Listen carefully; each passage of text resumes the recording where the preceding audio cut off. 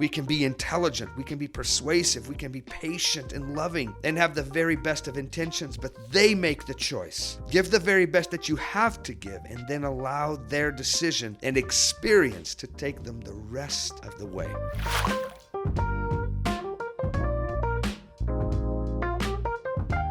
Oh my goodness, you all brought the heat this week, and with it, a genius question. Thank you for texting us your incredible questions. Your courage to be involved will not only help you, but you're also raising and helping others. So well done, and keep your awesome questions coming. So let's get to your question. Your question is, how do I help a friend without them feeling like a project? It's absolutely genius. It's brilliant. The fact that you're even thinking about this just makes me want to jump for joy, in part because it tells me a little bit about your mindset and your effort to leave those who come to you or who are around you, to leave them feeling a little better than when they came. My awesome friend, this question matters so much because it strikes at the very root of who you are and your connection to others around you. My genius friend, we are connected. All of us, indeed no man or woman is an island. We all go around carrying with us power, our influence, and the incredible responsibility to be a force for good and to elevate ourselves and to elevate others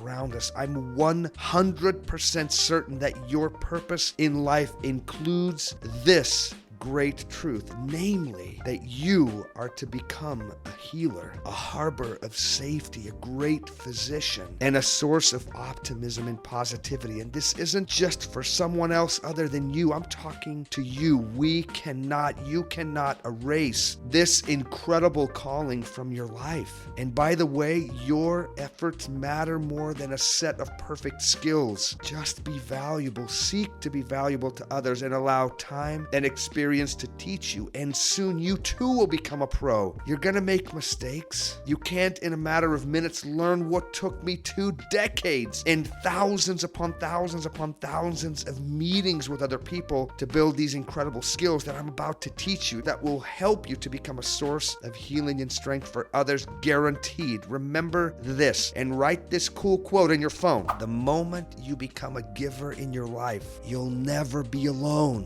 It is true. You'll never walk alone when you decide to be a giver in this life. So welcome to the healing profession, my friend, and listen up. By the way, some of the basic skills that I'm going to teach you are the very same skills that FBI negotiators use when they're negotiating in hostage situations. Ooh, my friend, I'm telling you, it's deep stuff. This is actually something that you need to understand before you even get started. And this may sound a little bit like, no, doy, Yuri, but let's go. Number 1, we're all limited in our ability to help others. Your desire to help is wonderful, but ultimately people are going to make decisions in their life. In fact, it's their job to make those decisions. Now, you can help, you can influence, you can be persuasive, and your heart will want to help, but in the end, you must realize that there is a limit. Think of it like passing a tool to your friend that he or she may choose to use or not use. That's the deal. Our job is to offer. Your job is to attempt to assist, but then your stellar friend has to decide, and decide they will. Sometimes change takes time, and sometimes people just aren't ready when you're ready. In a way, we have to respect that. There's an old quote,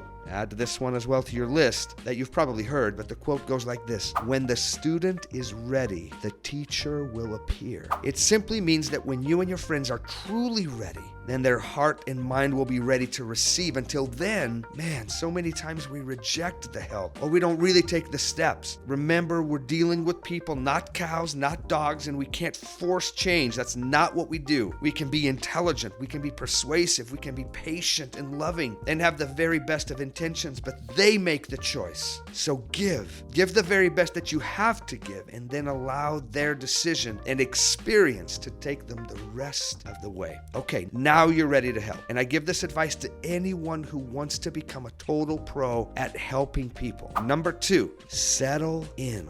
My friends, a mighty change is mighty hard work, so settle in. Provide people with the peace and patience they need, and settle in. And follow these steps. First, whenever your friend shares something to you, thank them for it. Sharing is risky business. So when they do, simply say, man, you're awesome. Thank you for telling me that. Or you're so cool, man. You're awesome that you're telling me that. Thanks for telling me this. Or I'm glad you said something. That helps them to know that you're safe. Next, ask questions. The key here is seek first to understand, then to be understood. Put that in your book right there. Seek first to understand, then to be understood. Show interest. Find out a little more. Settle in. How long have you been feeling this way? Does anybody else know? How have you been dealing with this? The key here is to give them an opportunity to talk. And my friend, talking is in and of itself healing.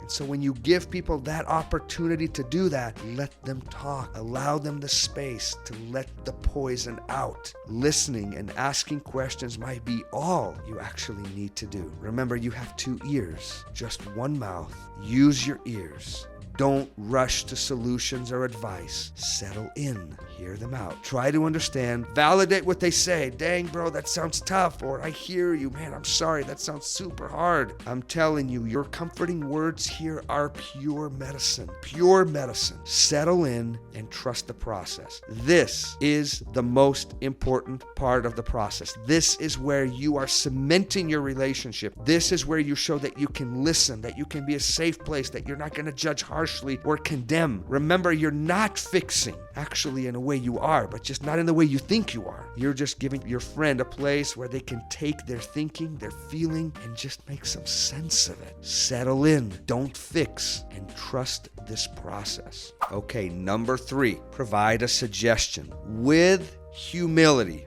Man, this world needs a humility movement. That's what we need. This is a simple suggestion that I give to people all over the world. Ask for permission to give advice. And you can say it like this. Dude, I have an idea. Do you want to hear it? Or I have a suggestion. Can I give it to you? Or what do you think about this? And then offer your opinion and do it in humility. It's key, my friend. Do it in humility. That's the key. Remember, it's a suggestion. It's your opinion. It's something that may work for you, but not for them. They can take it or leave it. In fact, sometimes I'll say exactly that. Hey, this may or may not work for you. It's just my opinion. What do you think? You hear the humility in that? The more you say things in a gentle way, the more likely they are to hear it. So if you're interested in helping them, then offer those suggestions in a patient and humble way. This will help them to not feel like a project. Instead, they'll feel heard, seen, understood, and respected. You're not forcing them, you're inviting them.